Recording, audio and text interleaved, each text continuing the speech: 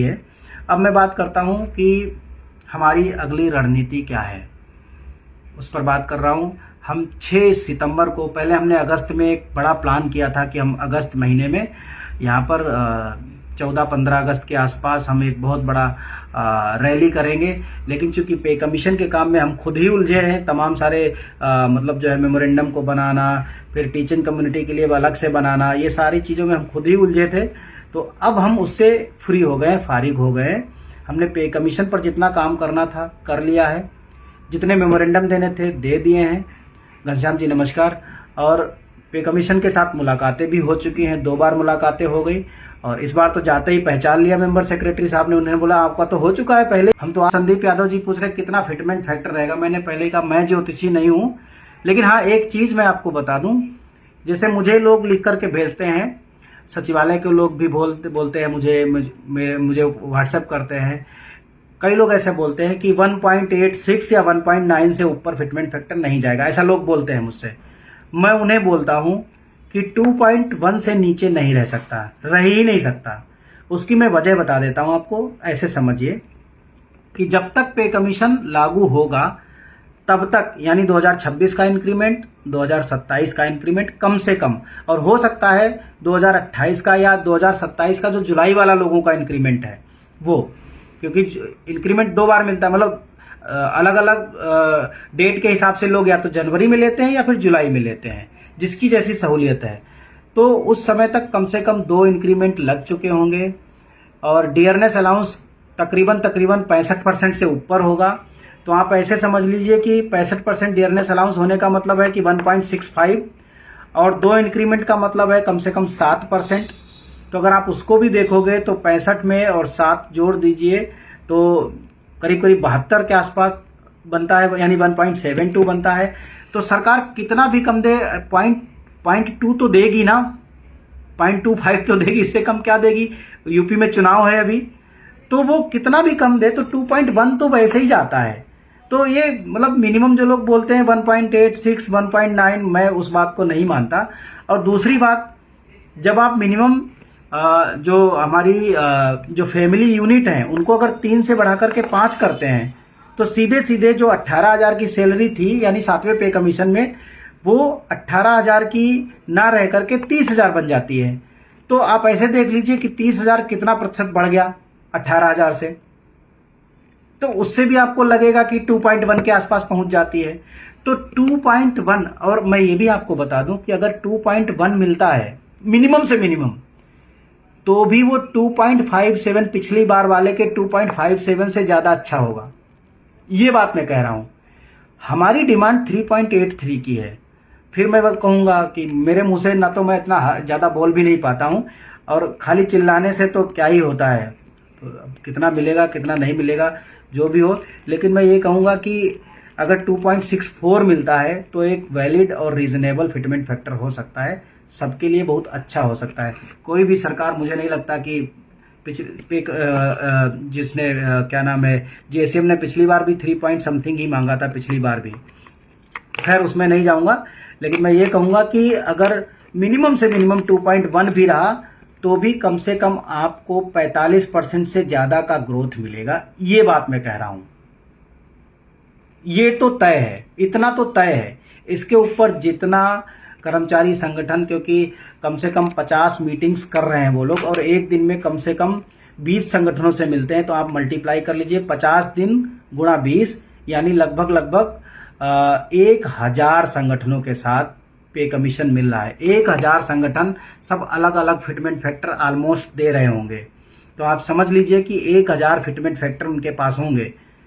हो सकता है 100-200 लोगों के 3.83 हो, किसी का 4.25 होगा, किसी का कुछ कम होगा, किसी का और ज्यादा होगा, लेकिन 1000 लोगों से फिटमेंट फैक्टर वो लोग सुनेंगे।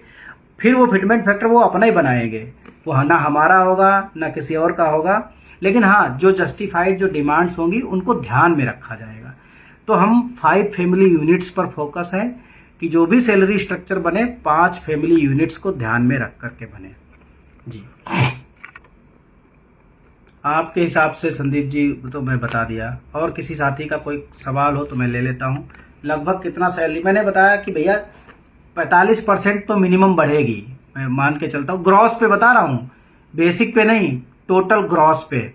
दिल्ली के कर्मचारी को मैं फिर से कहूँगा कि आपके पुराने आंकड़े क्या थे, 2.64 था भानुपत्रे जी। हमने जो फिर लिखा था 2.64, लेकिन कभी दिया ही नहीं सरकार को, क्योंकि सरकार को जब जेसीएम ने पहले दे दिया 3.83, तो मैंने 3.83 का दे दिया। फिर मेरा मतलब ही नहीं ना 2.1 का ना 2.64 का। सर नर्सिंग कैडर के लिए देखिए, नर्सिंग कैडर के लिए जो trend nurses association of India है उसकी मुलाकात होगी कभी, नर्सेज के मुद्दे वो रखेंगे, स्पेशली उनसे बातचीत चल रही है हमारी। नर्सेज के जो उनका मेमोरेंडम बनना था उसमें मैं गया था, उसमें उनको सपोर्ट भी किया था। अगर आप लोग 4-5 महीने पहले जाएंगे, 3 महीने पहले, तो देख सकते हैं मैं टीएनआई के दफ्तर गया था, उनको सपोर्ट भी किया मेमोरेंडम बनाने में, उनके मुद्दों को उसमें रखा हुआ है। पैरामिलिट्री के लिए क्या बोले सर, देखो पैरामिलिट्री और हमारे लिए वो एक बार बार हम उसी बात को बोलते हैं, वॉलंटरी रिटायरमेंट के दिन से पेंशन, उसको बार बार बोलते हैं, और कर्मचारी अंशदान की ब्याज सहित वापसी, ये हर बार बोलते हैं। बड़े भाई शैलेश जी भी, डॉक्टर साहब शैलेश जी भी दिखे, आपको भी नमस्कार। अगर ग्रॉस 70 है तो कितना, ग्रॉस 70 है, 40% बढ़ा लो, 28,000 और बढ़ा लो इसका, मोटा मोटा, मतलब मैं तो मिनिमम की बात कर रहा हूँ। एचआरए, हाँ भट्ट जी, हरित भट्ट जी पूछ रहे एचआरए। देखो भैया, हमने ये कहा है कि एचआरए के केस में 3 कैटेगरी, बिल्कुल नाइंसाफ़ी वाली बात है, 3 कैटेगरी सिटीज़ की होनी नहीं चाहिए, केवल 2 कैटेगरीज हों, और अगर 3 होती हैं तो तीनों में बहुत ज़्यादा अंतर की ज़रूरत नहीं है। लेकिन हमने जो रखा है सबसे छोटे शहर के लिए, उसमें रखा है 12%, फिर 24% और फिर 36%। मेगा सिटीज़ के लिए 36%, इससे कम एचआरए ना रहे, ये हमारी डिमांड है उसमें। विश्व विजय विद्रोही जी, क्या ओपीएस मिल पाएगी? देखो भैया, ओपीएस तो मिल के रहेगी, लेकिन ओपीएस के नाम से मिले ऐसा संभावना बहुत कम है। एनपीएस हो या यूपीएस हो, उसमें वो सारे प्रावधान हो जाएंगे जो ओपीएस के प्रावधान थे। मैं मान के चलता हूँ 90 से 100% के बीच में हो जाएंगे। 2-4% की एनोमली रह सकती है, वो कोई बड़ा केस नहीं रहेगा। कौन सा सुधार आएगा? वॉलंटरी रिटायरमेंट में के दिन से पेंशन। हाँ आशुतोष ओझा जी, मुझे आपका स्टेटमेंट मिल गया है। आप जो बात कह रहे हैं ब्यूरोक्रेट्स भी समझते हैं, पढ़े लिखे लर्नेड इंटेलेक्चुअल लोग होते हैं। उत्तर प्रदेश के अध्यापक, देखिए यूपी की बात अंकुर त्रिपाठी विमुख जी और अमित पांडे जी ने रखी है परसों पे कमीशन के मतलब जो है सामने डिस्कशन में। Transport allowance, transport Vivek Singh ji का क्वेश्चन है। ट्रांसपोर्ट अलाउंस हमने 4 कैटेगरी दी हैं। अभी तक क्या था? 1800 plus DA, 3600 plus DA, 5400 plus DA, 7200 plus DA, ये कैटेगरी चलती थी। हमने जो इसमें रखा है वो ये कहा है कि मिनिमम 9,000 रुपीज एक कर्मचारी को अपने ट्रांसपोर्ट अलाउंस पर खर्च करने पड़ते हैं, मिनिमम 9,000 रुपये। तो हम 9,000 प्लस डियरनेस अलाउंस की बात करते हैं। मिनिमम ट्रांसपोर्ट अलाउंस की एक कर्मचारी को दिया जाना चाहिए, जो कि लेवल 1 से लेकर के लेवल 5 तक के बीच में आता है। लेवल 6 से लेकर के जो लेवल 8-9 तक जाता है, वहां पर हमने डिमांड की है 12,000 प्लस डियरनेस अलाउंस, फिर उसके बाद 15,000 प्लस डियरनेस अलाउंस, फिर उसके बाद 18,000 प्लस डियरनेस अलाउंस। इस तरह से हमने कैटेगराइजेशन किया है। यानी मिनिमम जो ट्रांसपोर्ट अलाउंस है, जो सबसे कम लेवल के कर्मचारी हैं उनके लिए 9,000 प्लस डीए, जितना डीए मतलब टीए पर डीए भी मिलने के लिए ये हमने प्रस्ताव रखा है जी। ओपीएस यूपीएस 20 साल में फुल पेंशन, ये थोड़ा अभी मुश्किल है, लेकिन पहले वॉलंटरी रिटायरमेंट पर पेंशन मिल जाए, पहले वो लड़ाई है, और उसके बाद 20 साल वाला। क्योंकि बहुत सारे स्टेट्स में क्या है, कहीं 25 साल में ही है, कहीं 28 साल में है, कहीं 33 साल में है 50%, तो वो एक थोड़ा सा टेक्निकल मामला है। 8 सीपीसी कब लागू? आप पे कमीशन पे पहले मैं बात कर लेता हूँ कि पे कमीशन, पहले मैं कहूँगा कि पे कमीशन बहुत स्पीड में काम कर रहा है। 140 करोड़ की पॉपुलेशन में 50-60 लाख सेंट्रल गवर्नमेंट एम्प्लॉयज़ हैं और 60-65 लाख सेंट्रल गवर्नमेंट पेंशनर्स हैं, जिनके मुद्दों को पे कमीशन सुन रहा है, उन पर काम कर रहा है। आप समझिए, लोग कहते हैं कि डिजिटल ज़माना है, क्या ज़रूरत है मीटिंग करने का। बिना मीटिंग किए, ये केवल आपके समस्याओं के लिए नहीं है, इसमें पेंशनर्स की भी समस्याएं हैं, अलग अलग कैडर की अलग अलग समस्याएं हैं। तो भारत सरकार में लगभग 54-55 मिनिस्ट्रीज हैं। हर मिनिस्ट्री में 20-20, 30-30 डिपार्टमेंट हैं, मतलब बहुत सारे डिपार्टमेंट्स हैं हमारे, और हर डिपार्टमेंट में कई कई कैटेगरी के नौकरी करने वाले लोग हैं। मतलब लेवल 1 से लेकर के लेवल 18 तक के कर्मचारी हैं, जिनके अलग अलग पदनाम हैं, और हर पदनाम के साथ यानी हर कैडर के साथ अलग अलग तरह की समस्याएं हैं। उनको सुनना, उनको शार्ट आउट करना, उनके लिए समाधान निकालना, ये कोई हंसी मजाक नहीं है, बहुत पेचीदा काम है। 8-10 टीम्स होंगी जो पे कमीशन के तहत जो अलग अलग कैडर को कैटर कर रही होंगी, उनको देख रही होंगी। तब जाकर के वो फिर एक रिपोर्ट बनाएंगे। वो रिपोर्ट फिर भारत सरकार के पास जाएगी, वहाँ एक और कमेटी होगी जो उसको रिव्यू करेगी। रिव्यू करने के बाद फिर वो अपनी उस पर नोटिंग देगी कि इस चीज़ को हम स्वीकार कर रहे हैं, इस चीज़ को नहीं कर रहे हैं, इस चीज़ को दे रहे हैं, इस चीज़ को नहीं दे रहे हैं। ये एक लंबा लेंदी प्रोसेस है। तो हमने चूंकि उस चीज़ को नज़दीक से देखा है, 2-3 बार हमारी खुद मुलाकात हुई है पे कमीशन के साथ, कुछ ऑफिसर्स के साथ भी मुलाकात हुई, बातचीत हुई, तो उससे चीज़ों की जटिलता समझ में आती है। तो लेकिन जिस स्पीड में वो काम कर रहे हैं, उससे ये लगता है कि ज़्यादा से ज़्यादा सितंबर तक मीटिंग्स का दौर ख़त्म हो जाएगा। सितंबर के लास्ट यानी अगले महीने के अंत तक मीटिंग्स का दौर ख़त्म हो जाएगा। फिर अक्टूबर, नवंबर, दिसंबर, जनवरी और फरवरी तक, मतलब 5 महीने हैं। मैं मान के चल रहा हूँ जी, कपिल सिंह जी नमस्कार, कानपुर देहात से।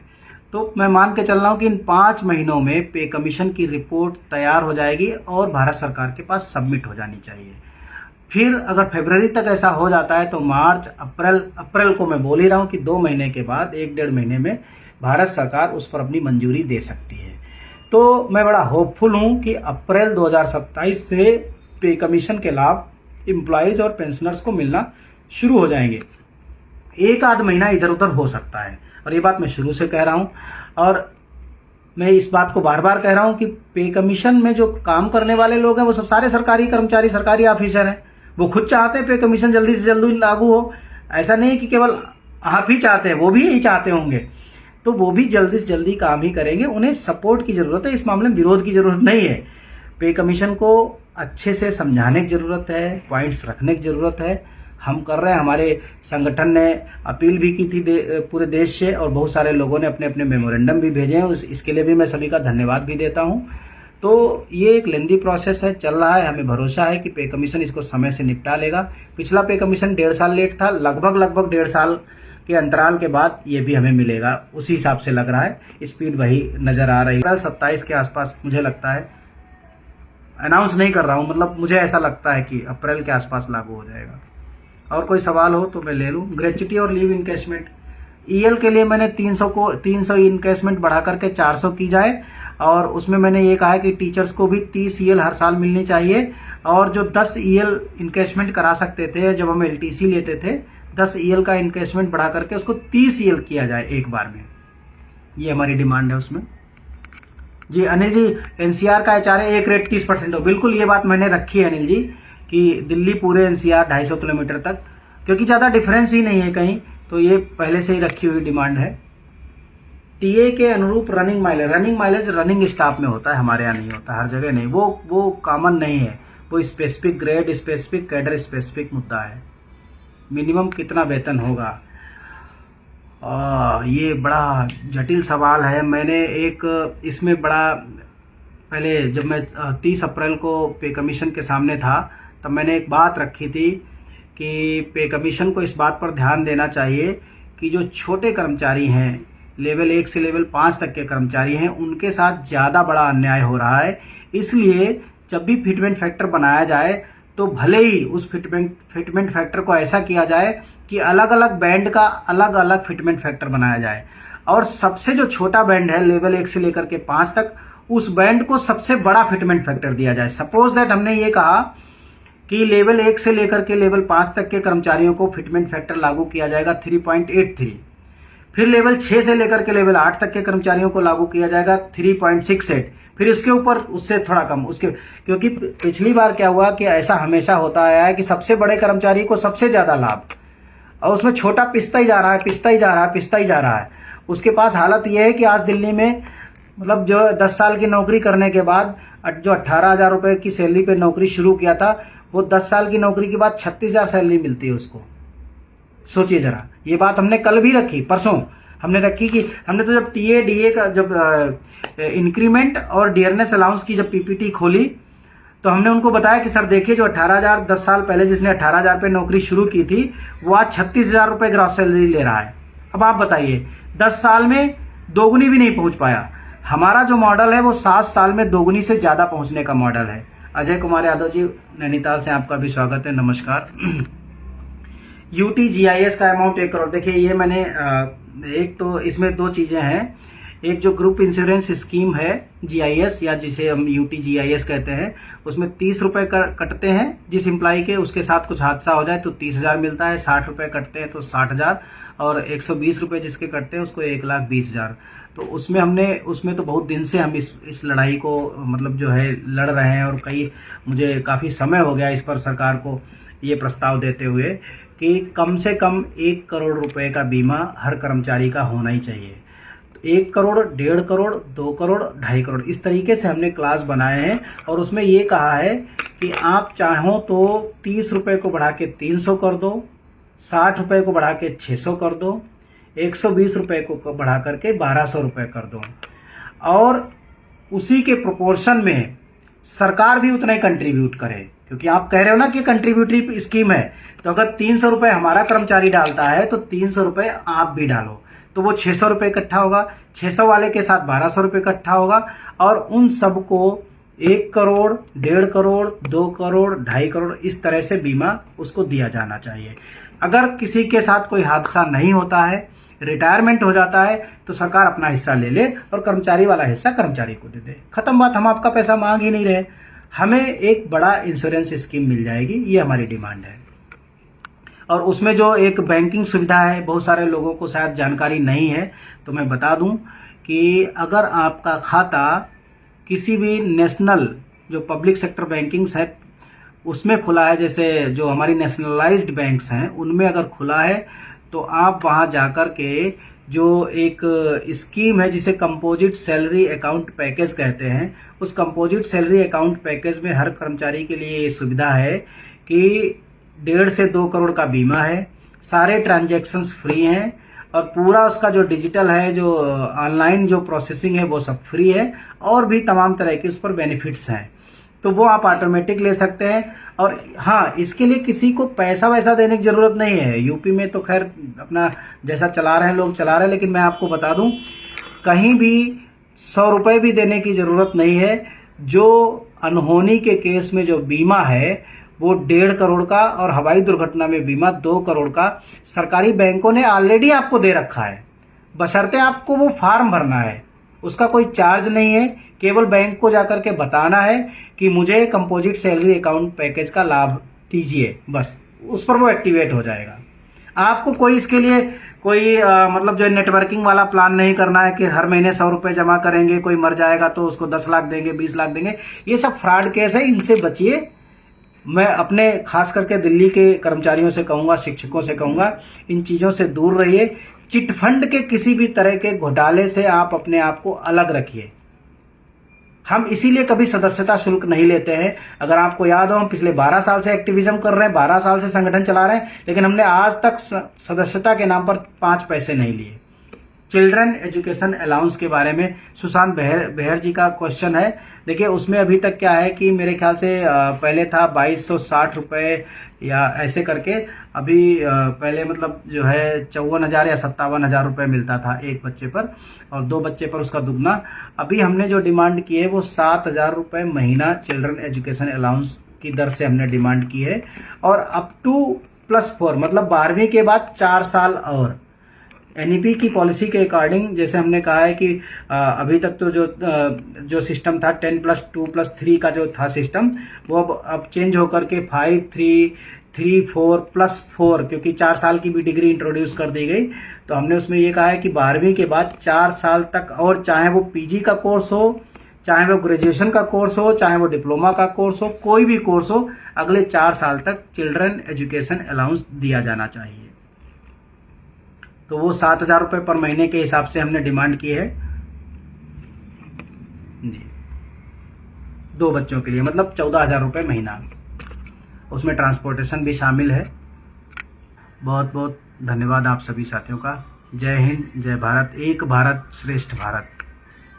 हम सब लोग मिलकर के भारत को बेहतर बनाएं, काम भी बढ़िया करें, टीचिंग वाले टीचिंग भी बढ़िया करें, बाकी दूसरे जो लोग जिस ड्यूटी में लगे हैं उस ड्यूटी में भी अच्छा काम करें, पूरे हमारे अपने देश को स्वर्ग सा सुंदर सा बनाने की कोशिश में रहें और अपने अधिकारों के लिए भी जागरूक रहें, उसके लिए भी लड़ाई करते रहें। Thank you so much.